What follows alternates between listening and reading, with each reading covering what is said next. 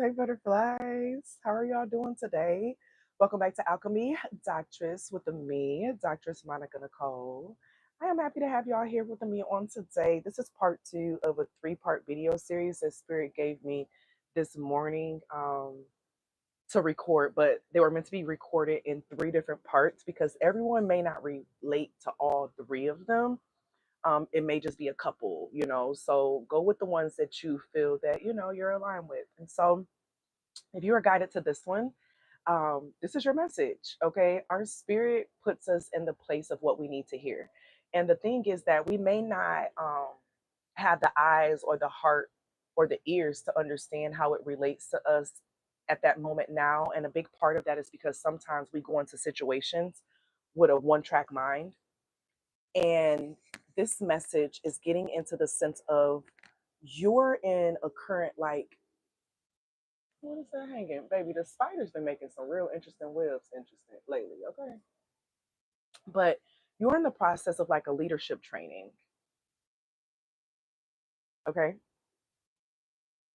You're in like a leadership training. And in leadership training, you have to be open-minded and flexible in thought.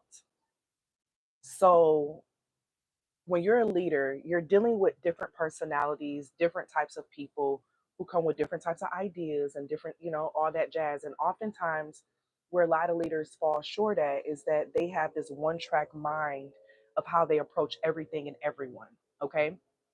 And so we have to learn how to approach different types of people or different types of learning styles, right? And so that's one thing I love about having a teaching background. So all the teachers, raise your hand in the comments. Um, but it teaches you that we all have different learning styles, and how can we find ways to incorporate our teaching and what we're doing for everyone to be able to take it in. So you may be having someone right now, or it could be a child that you have, but they're just not getting what you're saying. They're not getting what you're trying to teach them, and they may not be an auditory learner. They may not be a visual learner. They may be a kinesthetic. They may have to learn from experience. Some of us have to learn through experience. Some of us have to learn through actually doing something and seeing it. You know what I'm saying? Like, we all have a different way of being able to internalize things. And it's giving a vibe of there's someone in your life who, how you may have been trying to approach working with them. Oh, my titty's starting. How you may have been trying to approach working with them has been a way that they don't understand, they don't comprehend. And what I'm getting is that, unfortunately, every adult is not self-aware of their needs. So, for example, if you're neurodivergent, or you have some type of, like, special education plan, things of that nature, okay, you come to learn yourself, okay? And know that being in special education don't mean that you're slow. They also have gifted and talented within special education. So that's where I, what I'm saying, was at in the SPED spectrum, okay? Um, and so having those accommodations and things there, or um, the additions and things of that nature that's added to your plan, right? You come to learn yourself, 333. You come to learn what it is that you like, what it is that you don't like. How do you best learn? How do you not learn best? You know yourself quite well when you've had that support most of your life to figure it out. But you have to remember that in this world of a bunch of adults, only like 25% receive that. And even then, it was probably limited. You get what I'm saying? So even then, even though I had a good understanding of myself as a student and as a learner, I knew how I learned best in that manner in school and education. So that's how I went from the high school, undergrad, master's, doctorate. I'm a professional student. I know myself very well when it comes to that. But when it comes to love or emotions, right? That was not my strong suit. I was not taught that. What I saw around me was very detached or very super attached, depending on who I was looking at. Okay. And so, in that, I have to learn how to, well, I had to learn how to navigate people who have different love languages. Okay. Because that's real. 444. And oftentimes, that love language does relate to a childhood trauma, because what I come to find is that now that I ain't got shit else to heal, and how I've changed, all the love languages is my love language. Okay, all of them are my love language, right? But that's not everyone. Some people still have a specific love language. So, and do y'all know what I mean by love languages? Have y'all ever read the book? I'll post the link down below for the book for you all to get it. I don't know if I have it in my Amazon storefront, but I'm going to add it and post the link. Let me make a note actually to do that. So there's 5 different love languages that is said to be primary, okay? You have acts of service. So that's a sense of when someone do things for you, they show that they care, they wash dishes or they cut your grass, like, they do things for you, service. You have physical touch. We know what that is. Okay, so physical touch, the sense of being touched, hugged, hold hands, all that jazz. Okay, quality time, spending time together, but it's like quality time. So time that matters. So it doesn't mean that you spend all your time together. It just means that you spend, what I'm saying, time together, and the time that you do spend, like, it's very quality. You know what I'm saying? Then you have giving gifts. So that speaks for itself. They love to receive gifts and they love to give gifts. And then you have words of affirmation. They love to hear how much you care about them, or they like to communicate. You get what I'm saying? That's their reassurance. And so those are the primary love languages. And one thing I've come to find is that, for example, when I felt like I wasn't, honestly, when I had to work on how I gave myself praise and all that, I was really big on words of affirmation, and realizing that someone can give you all the words of affirmation and still break your heart. You get what I'm saying? Um, but at least it made me feel a certain type of way in that moment. And it allowed me to start expanding and seeing myself in all of the love languages. And now that I express myself through all the love languages, it feels very rounded, right? But then now I can pick up on when I'm around someone on their love languages. And it's a couple books actually. So I have one that is love languages for singles.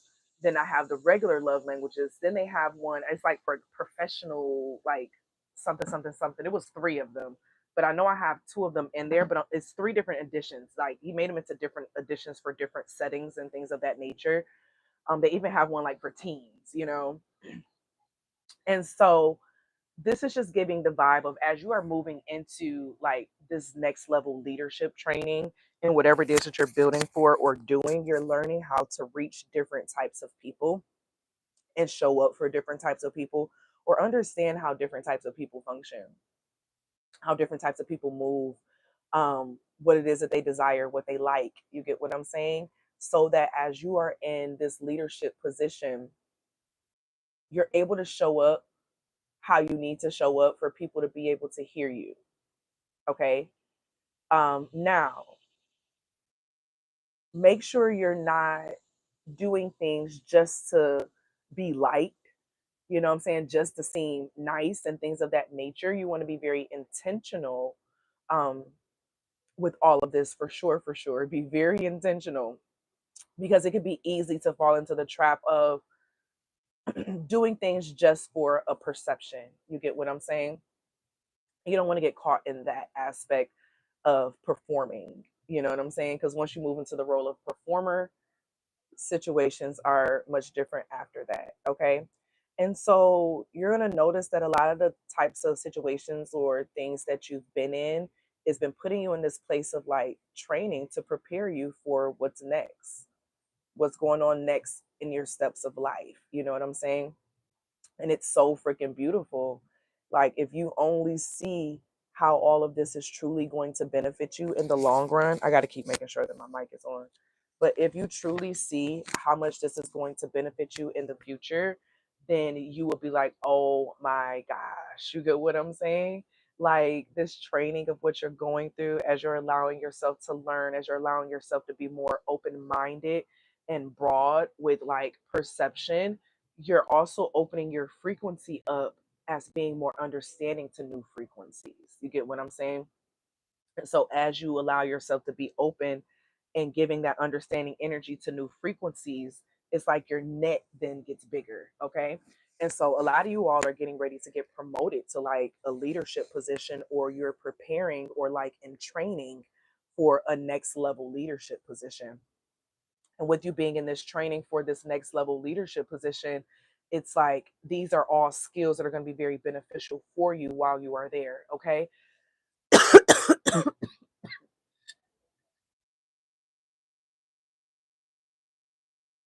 Now, in you training for this leadership energy, you have also been in some tests of attachment. Okay. Of you having to learn your attachment, of you having to adjust your attachment style by understanding it and seeing how it can affect you and how you make moves and things of that nature. Because this work of what you're moving into, what you used to do and you don't realize it, you used to attach to even like with your work and things of that nature with this attachment style. So if you had an anxious attachment, you were pretty anxious in your attachment to your job. You know, you may have been worried about if you're doing it right, or if you don't do it perfectly and you're going to get fired, or this is going to happen, right? You always was on the edge with things, right? Or if you were detached, you really didn't care. You were there, you know, it is what it is, and you dipped, you know what I'm saying? Like 1111. There's different levels to how that may have looked like, but this is giving a vibe of you having a balanced energy. Okay. So you got to have the right level of detachment, but you also have to be invested at the same time. Okay. You asked for this. You asked for this and you're getting it. Like, I feel like that's the title of this one. Um,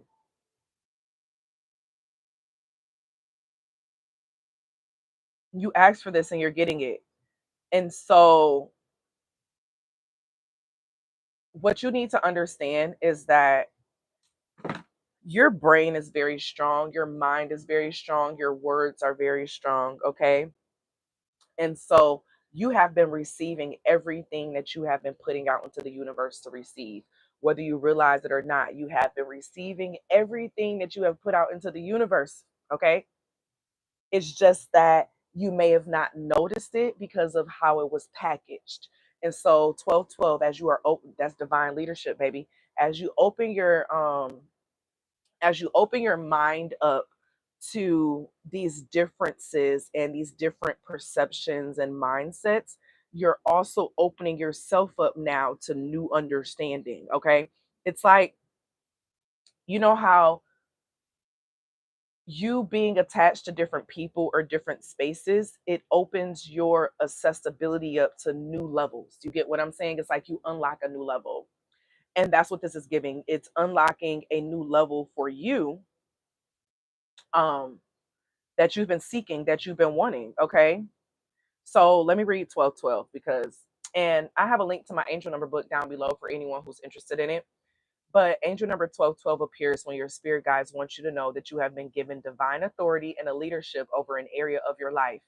It is a reminder that whatever is written in the stars with your name cannot be taken from you by anyone. You are ordained for this position. So listen, you see how it said it can't be taken from you from anyone? Only one who can mess it up is you.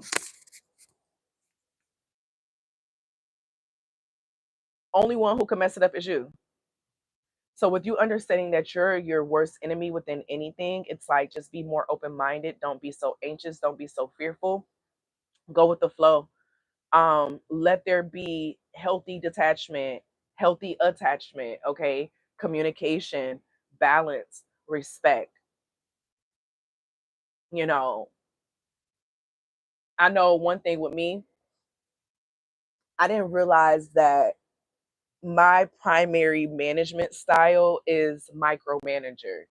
So that's why I would always have micromanagers at my jobs because I myself was a micromanager as a teacher.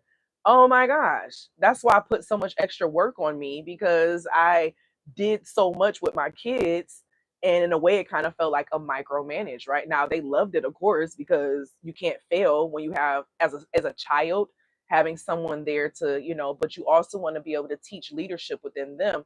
And that's where I was failing at because true leaders create new leaders. 444. They don't create better workers. They don't create better loyal people or followers. They create other leaders. Okay.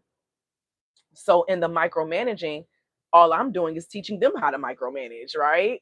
I'm not truly teaching them how to find and evolve in their magic and in their power. You get what I'm saying?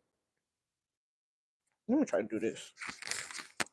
Ooh, it helps keep it closed too. Okay. So I'm not allowing them as a servant leader, right? And that's when I finally learned that when I was working on my master's of education and I got into understanding servant leadership.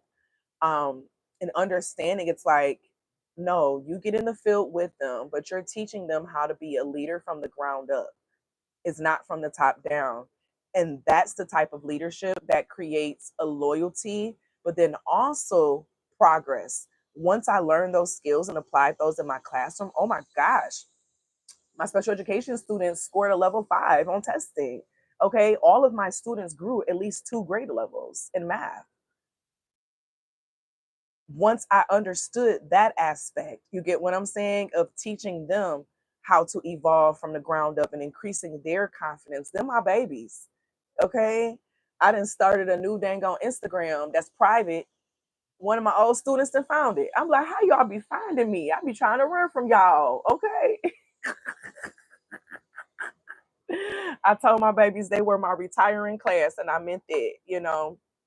And I'm still close with some of my past students and seeing them go through different phases of their life, and remembering I can't be there to solve all your problems. I can be there as a support and as a guide, but you internally are the only one who can get you from point A to point B. You get what I'm saying? And so you are becoming one of those leaders who are also teaching that same thing. And that's why I'm in a place where I'm about to stop doing personal readings. And it's like we're doing coaching. Literally, I'm only offering coaching now.